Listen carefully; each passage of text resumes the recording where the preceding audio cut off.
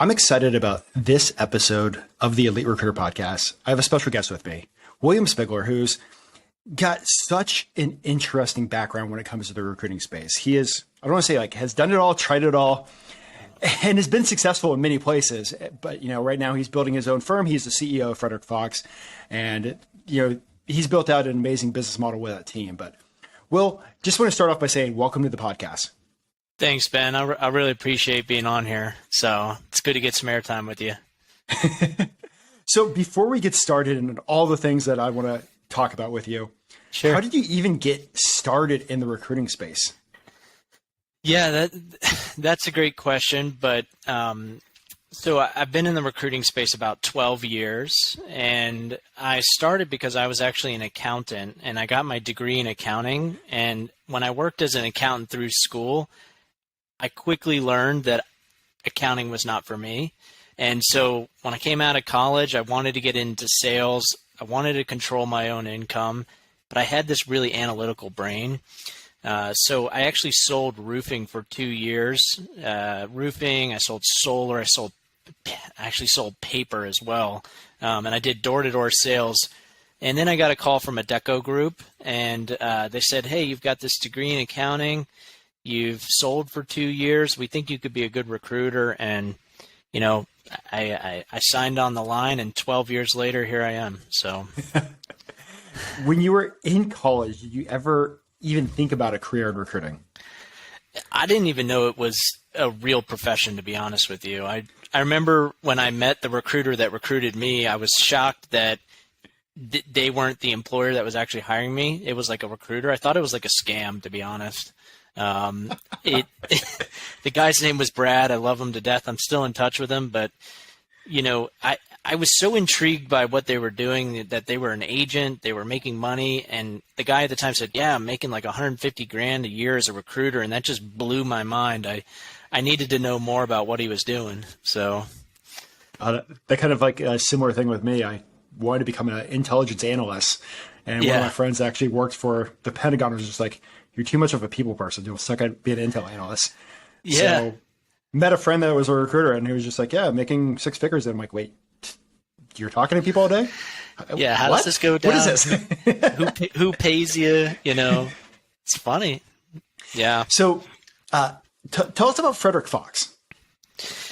Yeah, sure. So Frederick Fox, this is a quick elevator pitch. We're coming up on 20, maybe 21. We have a new guy starting next week, 21 recruiters, and we've got 2 in the back office. The business is on track for about $5 million in revenues this year. We service about 162 customers, and we do 2 main verticals, one being technology. Within technology, we really do data and software engineering, and then within accounting and finance, we really do more senior level accounting and finance, usually anything from 80 to 400,000 a year. The business is doing incredibly well. We've got a lot of repeat customers. We recently brought contract in-house, and our team is really starting to come together. It's a lean and mean group of folks, and we're having fun, and I'm really happy with where it's at. Awesome. So some of the things I actually want to talk with you today about is like the journey of a recruiter, the different types of recruitment vehicles. Let's just start off with, the journey of a recruiter in 2023. I know there's a lot of options out there, but what do you see like recruiters doing, going through? Let's talk about that. The journey of a recruiter as it relates to 2023, because as you know, the journey of a recruiter is never ending, right? So it's crazy. I'm 12 years in, and I feel like I'm constantly learning, constantly humbled, and just blown away by this industry, But I think what's going on in 2023 is recruiters are trying to embrace technology and automation, but still trying to stick to the basics of, recruiting fundamentals, interview questions, interview preps, interview debriefs. How do I work the recruiting mechanics and those fundamentals while still embracing the latest technology? That could be AI, Chat GPT. How do I get into that? What automation tools can I use? So I think what you're seeing right now, there's a fundamental shift in recruiting where people are trying all these tools and technologies, and they've got crazy shiny light bulb syndrome, and they're trying to marry, how do I embrace this and use this, but how do I, still stay productive and actually produce results, right? I mean, shiny object syndrome, that's a thing that I think everybody goes through. Totally. Yep. But yeah, go ahead. Go ahead. It is crazy. Like, I talk about this a lot with the people on my team, but you've got cat memes coming at you. You've got your email going all day. You've got automations. And how do you embrace all these things, but then stay focused on picking up the phone, right? And doing interviews, doing handoffs to customers, prepping, debriefing. And how do you marry all those things, stay sane, and, not go down a rabbit hole with technology and tools, And I think a lot of recruiters are struggling about that. I would say the other thing in 2023 is a lot of recruiters are kind of, I think, focusing on their mindset and their confidence level because of the turbulent environment that everybody's gone through. Between late 2019, 2020, 2021 was bonkers, 22 bonkers, 23 is a little bit weird right now. So I think there's a lot of like confidence and adaptability and technology. So a recruiter right now is going through a lot. Now, when one of the things I love that you actually talk about, I've seen you talk about this on social media, like a little bit of like old school and new school remix. Yes. Yeah, what does that mean? So you come from a large shop background too. That's one thing I like, Ben. But I don't know if you ever did you ever read Peter Lefkowitz, some of his recruiting books and tools, kind of like the old school 80s and 90s recruiting? You ever? I haven't read his stuff, but I got some Finkel books. Okay, cool. So I think of old school recruiting as I pick up the phone, I dial the main line at the office, and I ask for somebody, and then I ask that person to transfer to somebody on the line.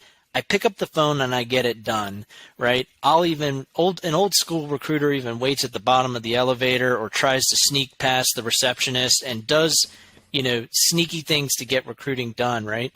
And I think of old school recruiting as, I got to hit my 10 interviews a week. I've got to do 3 sales presentations a week. Here are my metrics. Here's my fundamentals over time. And I'm going to hit them the old school way, the old school handshake, right? The take you out to lunch, the walk you into the customer after you start with donuts, right? Get everybody in the office donuts. That's all old school, let me drop off some cookies, right? I think of new school recruiting as how do I embrace automation, AI recommendations, intelligent content with ChatGPT? How do I stay cutting edge so I can ride the Mustang instead of the horse? But how do I still have a service with personalization, that with old school touch that the industry so desperately wants and needs? Right? How do I marry those two concepts? Oh, I love that. I absolutely love that because customers are, they're wanting something different, not just whoever's emailing them first. I like to say, the customer's sick of being dripped on, the customer knows they're in a drip campaign, they know. So, there's a serious hunger for real relationships right now. And just being a real relationship person right now gives you a competitive advantage. One of the things I say about the team is just basic business communication and a basic partnership is like a differentiator now. Yeah, that's so true on that. And definitely going into what could be weird or turbulent times, that's what helps you keep your customers. 100%. Yep. Well, so another question I wanted to ask you is you've seen the wonderful world of recruiting from different angles. What are the different types of recruitment vehicles out there? And can you explain them? There's a ton of them, and a lot of people have a lot of creative mousetraps, but I'll do my best to answer that shortly and in buckets. I like to think of your big shop brick and mortar staffing agency. Those are going to be your Robert Halfs, your K-Forces, your Aerotechs, your All About Peoples, right? These are typically, you come in with a draw or a base, and if you've got the base, you make 10%. If you got the draw, you make 50% commissions, okay? And, you go into an office in a local city and you work that territory in that city, and these companies are like mega conglomerates that open up offices in every major city, and then they have like a big location where they have a shared service center and all their back office staff supporting all their different locations.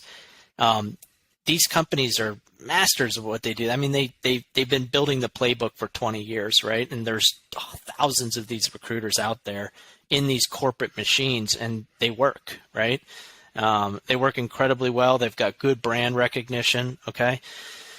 I think that I'm going to stick to more of the agency side. Well, I think the next step is you're starting to see a lot of agencies that are more appealing to independent recruiters, right? And there's a drive for people to say, I don't want the 50%. I'm just going to start my own business, right? So you're seeing just left and right, everyone's a recruiting entrepreneur. Why am I giving 50% to this mega conglomerate when I can literally just send an invoice myself with QuickBooks and make 100%, right? So you're seeing thousands and thousands of independent recruiters go be solopreneurs, right? I don't think anyone goes into us being a solopreneur wanting to be a solopreneur, but 90% stay that way. So there's a lot of I call those the solo recruiters, independents. There's a lot of those folks, but then there's the big corporate, machine type people. Well, in between, there's a lot in between those things on the agency side. Like the one that I stumbled into for a while was a Tima Solutions Group. They were a model that had 200 independent recruiters bolted underneath one virtual hood with a virtual shared service platform. I ended up there for 3 years. Good experience before leaving and starting Frederick Fox. And I'll condense this, sorry, but and typically in these independent contractor models, they function as real estate brokerage companies, right? Where everybody's making 80%, but they're receiving marketing, training, onboarding systems, shared service support. And then you've got in between those independent virtual platforms, you've got your Stanford Roses, you've got, MRI Network, all these like franchisee models as well. So, I think where you're seeing all these models is the independent with 3 buddies that broke off K-Force that now have less than 10 people on the team, and they're trying to get other 50% recent grads to work for them, those little small companies. Then you've got the MRIs, the Stanford Roses, the split networks in between, and then you just got your corporate conglomerates. Long answer to your question, but that's what I'm seeing out there. Okay. And I know I've seen people successful in many different things, but, and I know also, can you explain what Frederick Fox is doing? Yeah. So we're a spinoff of the Tima model in the sense that we have a program where you start at 80% commissions as an independent contractor, and you can scale to 100% commissions. We do that through our partner program, where you move initially to 90% commissions, and then you can move to 100% commissions. But very much like Tima, we're a virtual platform with a shared service center. Okay, we have a controller that does contract staffing. We have insurance that we provide. We do billing, collections, payroll. The back office is, I always say, not all smoke and mirrors. It's actually complicated once you have a multi-million-dollar business. But where we're different than Tima is we give our partners actual equity in their business units that they build. Okay, and they earn 50% profit sharing on the people underneath of them, as well as they own 50% of the net income in that P&L.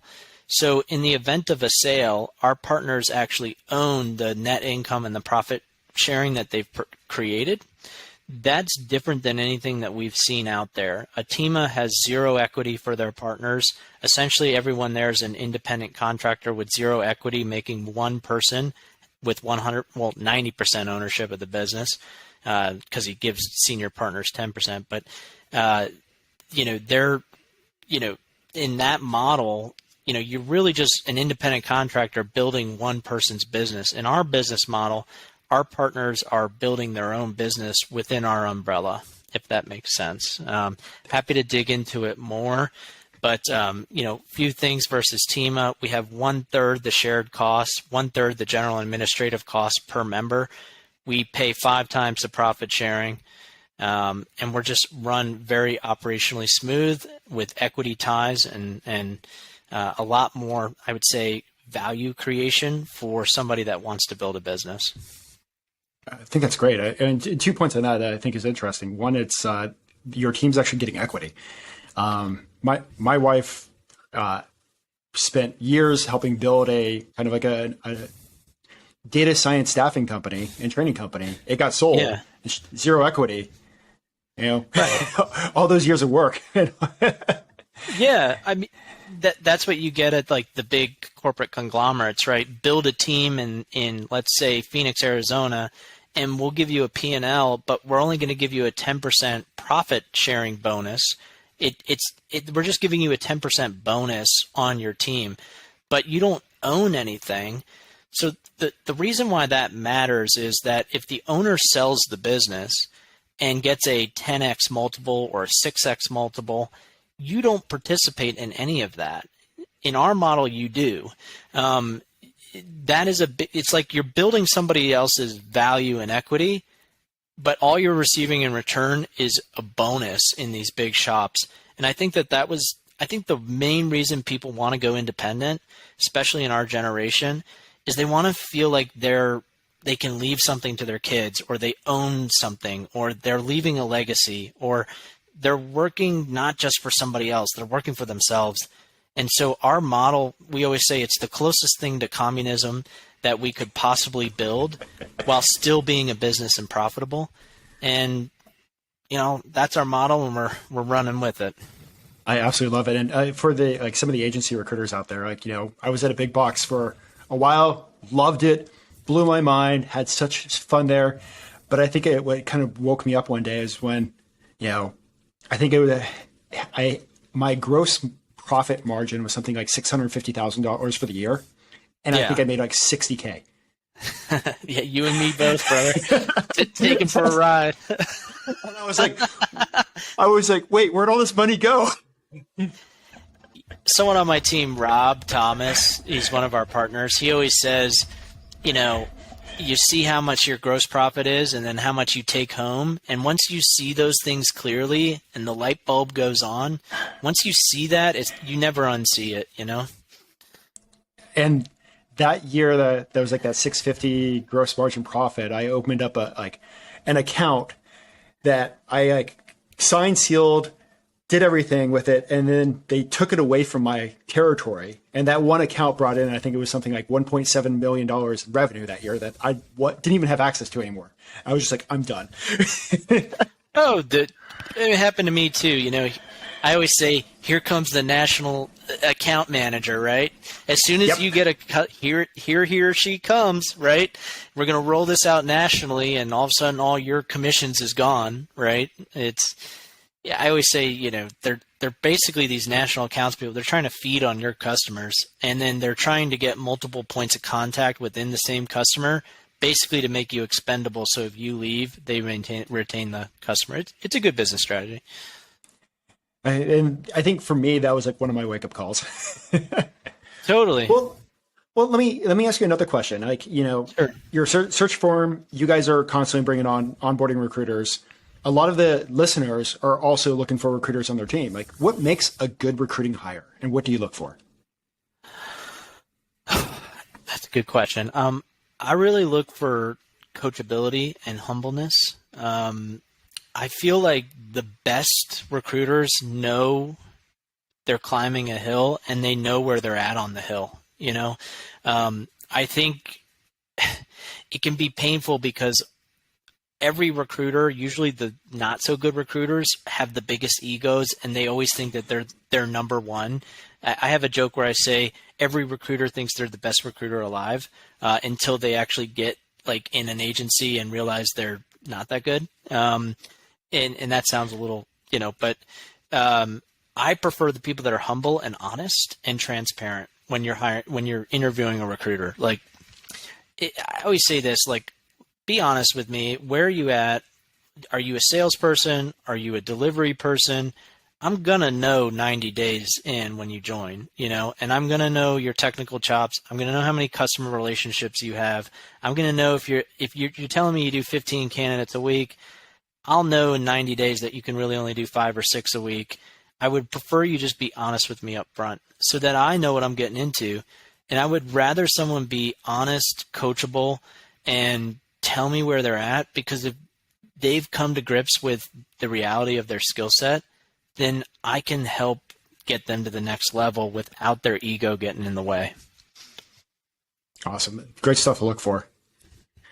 So one of the things I actually was super excited about bringing you on is talking about the journey from 0 to, or 100,000 to a million, and from 1 to 5 million. Let's focus on the first part of that.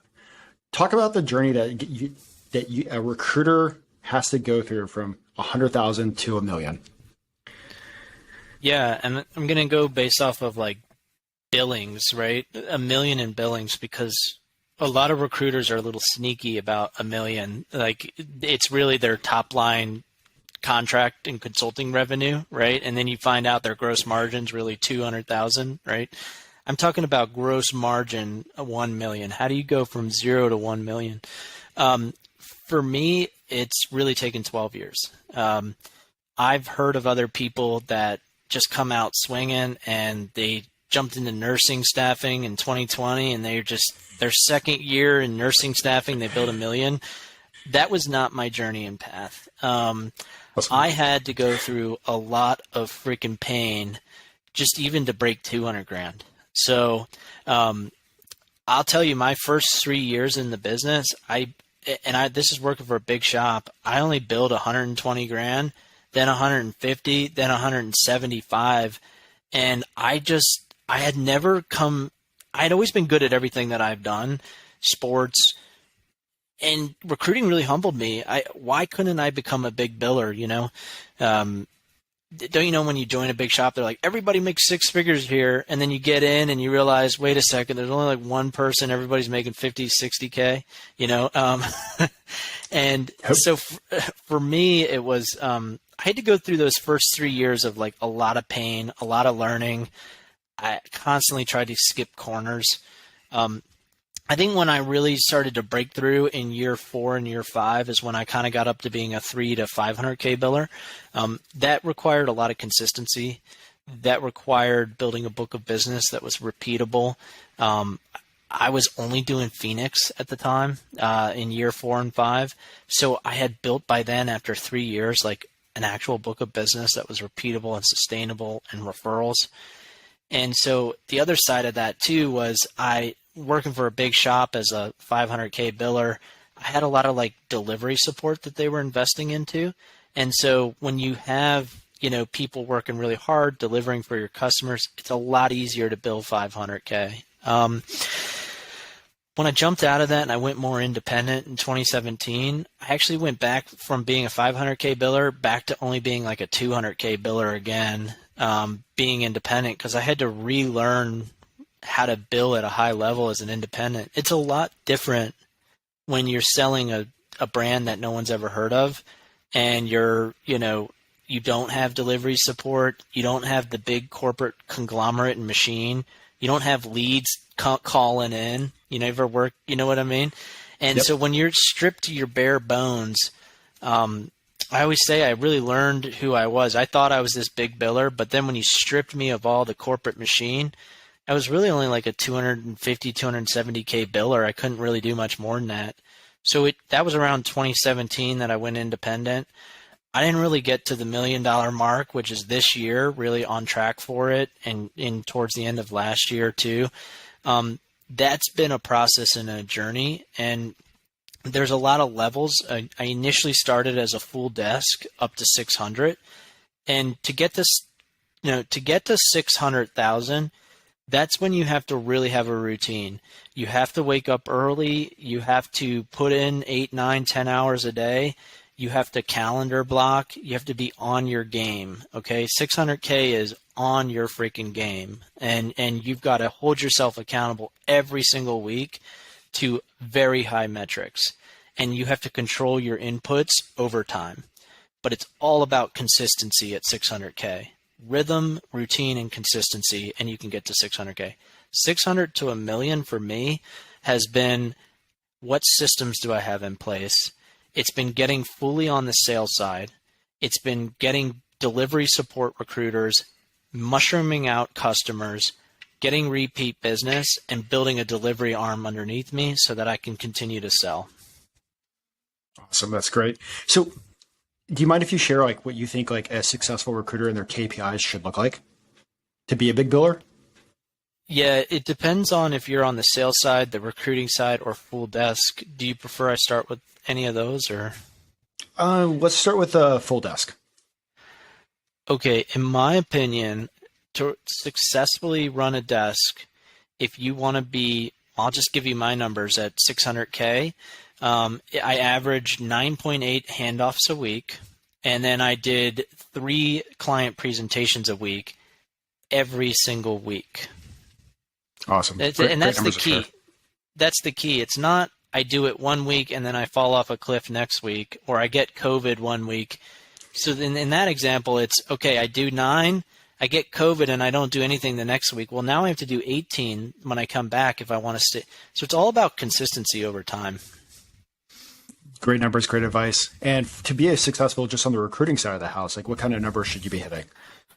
I think as a pure recruiter, just a pure recruiter, you don't do any sales interactions. I think that you have to, if you want to do 600K, I think you have to crank.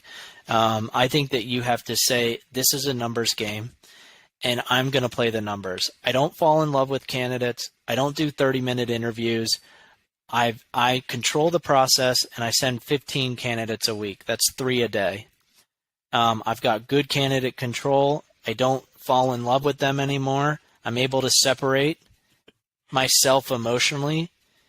And so it's a balance of you got to be transactional but you can be professional and transactional at the same time, right? I think where some recruiters struggle is that they get too emotionally tied to these candidates and they just start to suck your soul.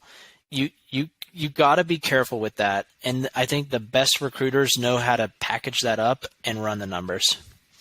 Awesome. Great advice. Now, kind of switching to talking about scaling a firm. What's it like, and what are the things that you have to do to scale a firm from that 1 million to that 5 million mark? It's incredibly difficult. I think a lot of people think, okay, me and my buddies at this big shop are going to start this firm and we're going to sell for 20 million down the road, right? Everybody goes into it with those intentions, but then when the rubber meets the road, you realize this is a huge hill to climb. That it's not all smoke and mirrors, right? And there's a reason why, very few businesses are successful and why the industry's consolidated so much, right? It's a tough road, but for me, like if I were to give people advice on the 0 to 5 million, 0 to 1 million, I call it spaghetti. Okay. Spaghetti is, you got to get revenues. Revenues. From 0 to 1 million, you need customers and you need money coming in the door. Okay.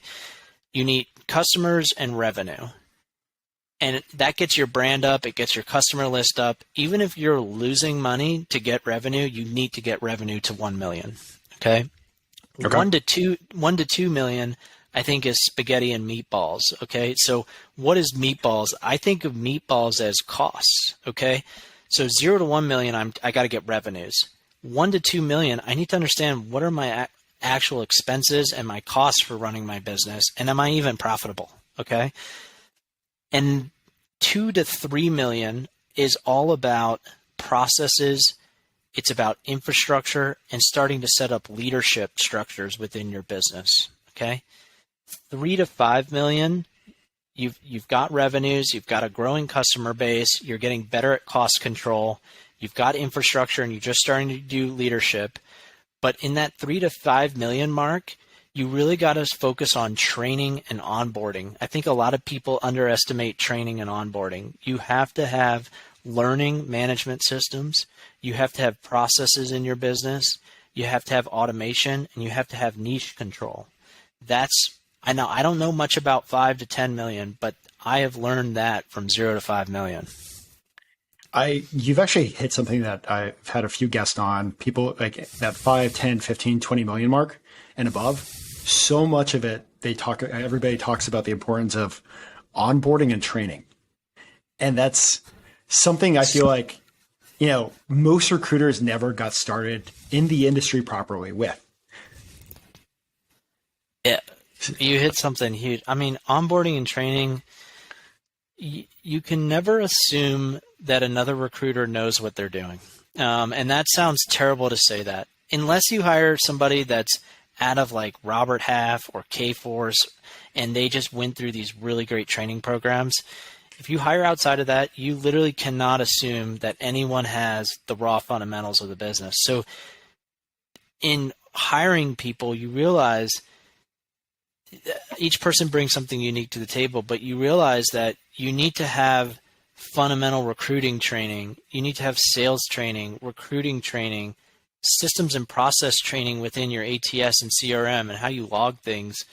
And when you actually build out your full training curriculum, or you call it a university or whatever you call it, it's a daunting project.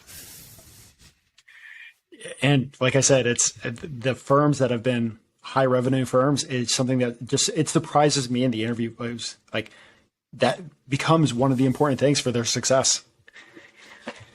Yeah, because a lot of like really good sales leaders and like the best salespeople are not very good at training and onboarding, right? You ever work with like $1 million biller and they're like, pick up the phone, just pick up the phone. It's like, well, I can't just pick up the phone. How do you pick up the phone? What do you say? Like, how did you even get the phone call? How did you know who to call? And so I think when you become a business owner, you really realize like, wait a second, I've really got to break this down to have repeatable sales. I know that sales are going to come in with this process or these processes, and I know recruiting is going to happen with these processes, and I can predict my revenue over time based off my probabilities. And then it's a matter of just getting people to move within those systems, right? And care about the systems and have them help create those systems, because they should be, it's not just appeasing the owner, they should want to do it because they'll then be more successful. I think that's also part of the recipe. Awesome. I'm going to switch gears into like a little bit of a tactical advice, like real advice out there that people can actually implement. What are some of the best ways getting clients in 2023? Do you still run a agency desk, Ben? I'm curious. Oh yeah. Yep. Okay. It's been a funky year in 2023. One of the things I like to say is fish where the fish are. And there's a guy, James, on my team. He's notorious for saying fish where the fish are, right? Technology has been in the gutter, okay? Software engineering, product management, it's been in the gutter since August 2022, right? It went off a cliff. It died. It's maybe starting to come back right now in March. I think what you have to do is know, okay, call a spade a spade. I'm a software engineering recruiter. I need to adapt. Okay. I need to become an accounting and finance or a legal recruiter, right? Because accounting and finance is incredibly hot. Legal is incredibly hot. Sales and ops is incredibly hot. Anything like data for business finance decisions is super hot. I don't know much about clinical or that type of staffing, but I think what a recruiter needs to do is say, what industries are hot? Where are the investments going? I need to go after that, and I need to adapt out of my singular niche that is busted right now, and I need to go where the fish are. Okay. The other thing I say is the MPC. I'm a big fan of that. Marketing candidates. The more specific to the more relevant target on the MPC, the better the response. And I think there's a lot to be done around creative personalization at scale. Happy to dig into that if you are curious. Yeah, no, I actually go into that. Okay, so creative personalization at scale is a concept. I don't want to give away all of our tips and tricks, but besides just the MPC that everybody uses, you do the MPC, right? Every now and then, like I'm in GovCon, so it's a whole different world. But so besides the marketing, the hot candidate of the week, which still works like wildfire. The personalization at scale is a technique where you pick something very random, like pickleball. And you look on LinkedIn and you say, I'm going to target chief technology officers that mention pickleball in their LinkedIn. And then you hit them with an email that says, staffing feels like pickleball when you're down in the fourth quarter. Okay. And you're doing something creative at scale to CTOs that play pickleball. Okay. If you start to think about that concept and you say, well, what about marketing to CTOs named Ben as Ben the recruiter, and you can start to spin personalization at scale. Here's another example. I'm looking for CTOs that graduated from Baylor University, and I'm going to send an email to them telling them about the new business administration update at the Baylor University, and then I'm going to somehow spin that to staffing solutions. So I'm grabbing their attention through personalization at scale. The weirder and more creative you are, the better the response rate can be. I absolutely love that. I mean, it's even as like recruiters and staffing firm owners, like we get hit by so many marketing messages. How do you be different? And Will, I think you just like nailed it on the head. Like one of the ways to absolutely be different in 2023, because as you said earlier, like everybody knows they're in a drip campaign. Yes. All right. So, okay, switching gears a little bit more to more tactical advice. It's 2023. It's 2023. There's a brand new recruiter listening to this podcast, just starting off in the industry. What advice would you give to them to become successful? Ooh, I couldn't imagine starting over. Could you? Here's what I would say. I would say follow the biggest biller and follow the person that bears fruit. There are a lot of recruiters out there at agencies that putt around the office. They talk a big game, but they're really mediocre and they're average, okay?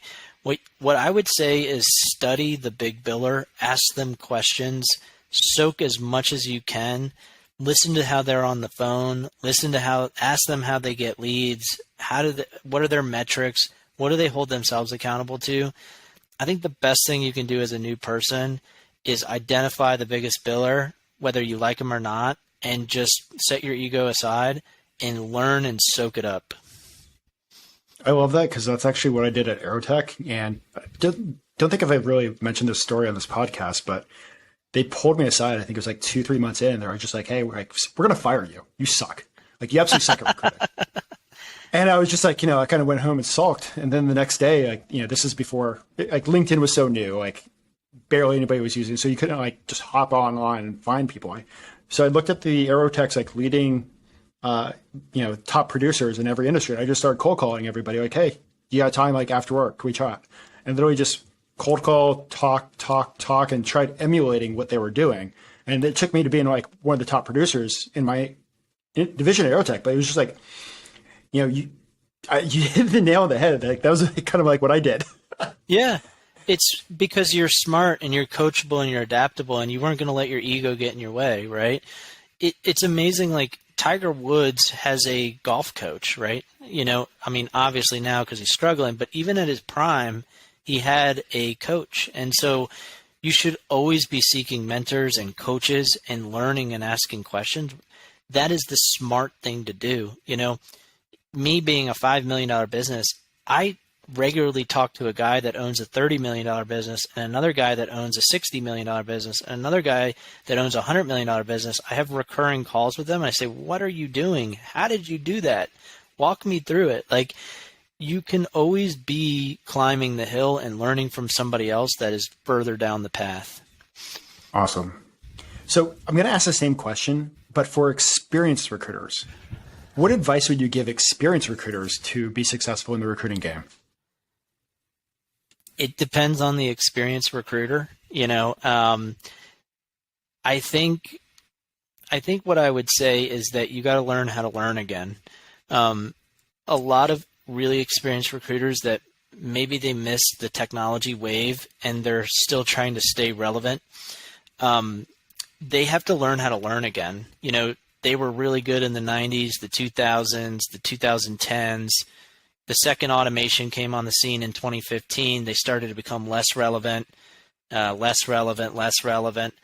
I think there's a lot of super experienced recruiters that talk about the yellow page days and the days of glory, but they really haven't been relevant for 5-6 years. They got to learn how to learn again.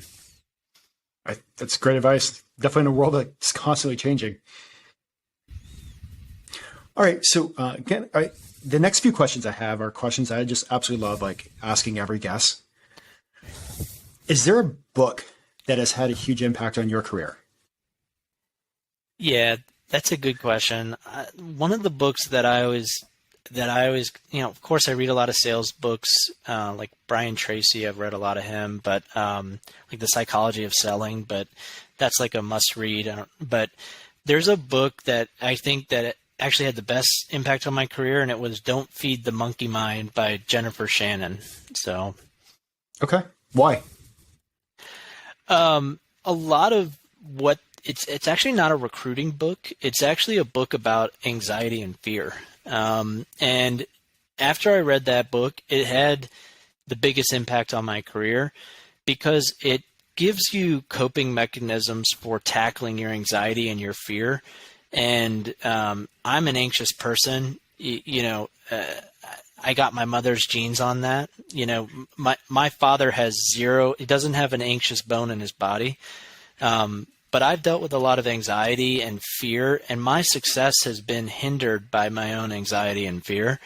And when I read this book, it opened up me having coping mechanisms and being able to master and control my anxiety and fear allowed me to go bigger in my life, allowed me to go bigger in my career, allowed me to take on things that I would have been too scared to do before or didn't have the confidence for.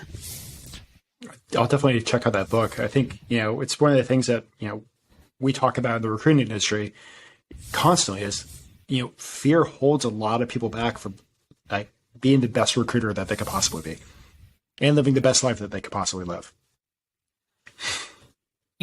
A lot of, and I'll just give you the Cliff Note answer, but a lot of what it talks about is that the more you face your fears and put yourself in uncomfortable situations, the more your anxiety, it shrinks every single time. And that by facing your fears constantly, the next time around, you'll be a little bit less anxious, right? And it talks a lot about knowing when the monkey mind is causing anxiety and fear and being able to separate your mind from your worst enemy, which is oftentimes your mind. I'll give you an example. I went to New York City about 2 weeks ago, and I had the next day 4 back-to-back meetings in Manhattan, and then I had a dinner scheduled with a private equity group in a business that we were supporting. The night before, I couldn't sleep, okay? I'm playing through my head how I'm going to go through each meeting, right? And I had anxiety and I couldn't sleep, right? And that impacts your performance when you're scared, you're fearful, you're overthinking, right? Instead of just being yourself. And so, but the moral of the story is, even though I ended up getting 3 hours of sleep that night, okay, all the meetings ended up going well. And every meeting that I got to, I thought, why am I nervous? This is really easy. This is going great. And so the point I'm trying to make is, the more you do those really uncomfortable things, next time you go to New York, you might get 4 hours of sleep instead of 3. Well, I hope next time you get 6 hours of sleep for that next Thanks. trip. Appreciate it. I love that. So on the same note, is there a quote that you absolutely love or has had an impact on your career? Okay, I get made fun of a lot in our agency at Frederick Fox because I constantly bring this quote and image up. I'm like a complete sucker for it. I actually want to get it like blown up on my wall. I don't have it, but it's about the eagle flying. I don't know if you've seen it, but it basically says, when a storm is coming, all other birds seek shelter. The eagle alone avoids the storm by flying above it. And I love that quote because a lot of times recruiters, it's like they know that if you know that the recession is coming and we're not going to avoid it, you've got two options: seek shelter and hide, or go full speed into that sucker and rise above it, right? And one of the things I always say, a recession is coming, you might as well go full speed into that sucker. Well, let me ask you a tactical question. Talking about recessions, we've been through a few. Yes. What's your advice for a recruiter that hasn't gone through one yet? How do you get through one? My biggest lesson has been adaptability. You have to adapt, and you have to be creative, and you have to keep moving, right? And what happens to recruiters in a recession is they freeze. And they're negative, and they're online talking about drinking wine and how stressful recruiting is. If you do that, you're dead in the water.